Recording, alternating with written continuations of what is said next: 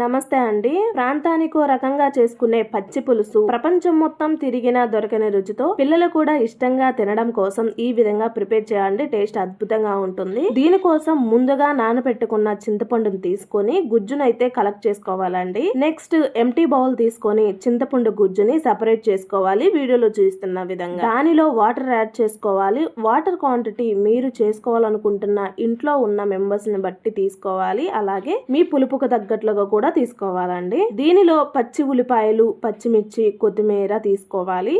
వీడియోలో చూపిస్తున్నట్లు చేతితో ఈ విధంగా నలుపుకోవాలండి. కచ్చాపచ్చగా దంచుకొనైనా తీసుకోవచ్చు. ఈ విధంగా చేతితో అయినా నలుపుకొని తీసుకోవచ్చు. అయితే దీనిలో ఎండుమిర్చి, పచ్చిమిర్చి కాల్చి వేస్తుంటారండి. అలా బాగుంటుంది కదా. ఇలా కూడా చాలా టేస్టీగా ఉంటుందండి. అయితే పిల్లలు ఉంటే స్పైసీ తినలేరు కాబట్టి దానికి తగినట్లుగా తగ్గించి యాడ్ చేసుకోండి. కొంచెం స్పైసీగా, కొంచెం పుల్లగా అట్లా ఉంటుంది. టేస్ట్ చాలా బాగుంటుంది. అలాగే దీనిలో రుచికి తగినట్లుగా ఉప్పుని యాడ్ చేసుకొని ఎప్పటిలా కారం కాకుండా ఇలా పల్లీల పొడి కానీ, కంది పొడి కానీ, కొబ్బరి పొడి కానీ యాడ్ చేయండి. కొత్త టేస్ట్ ఎన్హాన్స్ అవుతుందండి. ఇప్పుడు అసలైన స్టెప్ వచ్చేసి పోపు వేయడం. ఈ విధంగా వేడి వేడి నూనెలో పోపు దినుసులని, అలాగే ఎండుమిర్చిని, కరివేపాకు రెమ్మల్ని కూడా యాడ్ చేసి ఇవి చక్కగా వేగిన తర్వాత వేడిగా ఉన్నప్పుడే పచ్చి పులుసులు యాడ్ చేసినట్లయితే టేస్ట్ బాగుంటుందండి. ఈ విధంగా ప్రిపేర్ చేసుకున్న ఈ పచ్చి పులుసు మాత్రం చాలా టేస్టీగా ఉంటుందండి. అయితే ఇలా పచ్చి పులుసు ప్రిపేర్ చేసుకున్నప్పుడు తప్పకుండా ఒట్టి పప్పు కూడా ప్రిపేర్ చేసుకోండి. ఒట్టి పప్పు వేసుకొని వేడి వేడి అన్నంలో పచ్చి పులుసు వేసుకొని మామిడికాయ ముక్క వేసుకొని తింటుంటే ఆహా, ఆ టేస్టే వేరు కదా. మీరు ఒక్కసారైనా ఈ విధంగా ట్రై